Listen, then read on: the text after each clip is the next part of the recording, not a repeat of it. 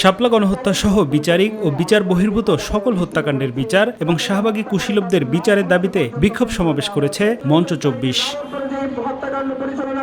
সমাবেশে সাবেক সেনা কর্মকর্তা লেফটেন্যান্ট কর্নেল হাসিনুর রহমান বলেন, রক্তের বিনিময়ে যে সরকার গঠন করা হয়েছে তা এনজিও সরকারের রূপ নিয়েছে। বর্তমান সরকার এটা হলো আমাদের রক্তের থেকে পাওয়া সরকার। সমস্যা হয়ে গেছে এনজিও সরকার। এরা ছিল বিদেশে, এসে এখন বিদেশের মতো শাসন শুরু করছে। আমি চ্যালেঞ্জ করলাম আপনাদের সামনে, ১ লাখ লোকও মারা যায় নাই।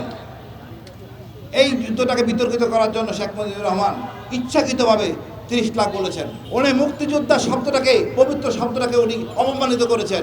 এ সময় সব হত্যার বিচারের আহ্বান জানান গণমাধ্যম ব্যক্তিত্ব ডক্টর ফয়জুল হক এবং লেফটেন্যান্ট কর্নেল ফেরদৌস আজিজ। ২৪-এর এই জুলাই অভ্যুত্থানের পিছনে আপনি যদি কয়েকটি কারণকে উল্লেখযোগ্য ধরতে চান, তার মধ্যে অন্যতম কারণ হচ্ছে শাপলার সেই পাঁচিমের গণহত্যা। ঠিক কিনা বলেন?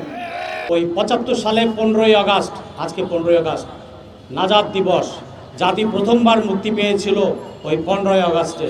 আর তা না হলে এই যে ব্যাংকটা দেখতে পাচ্ছেন, স্টেট ব্যাংক অফ ইন্ডিয়া বা বাংলাদেশ ব্যাংকের পিছনেরটার নাম থাকতো state bank of India, Dhaka.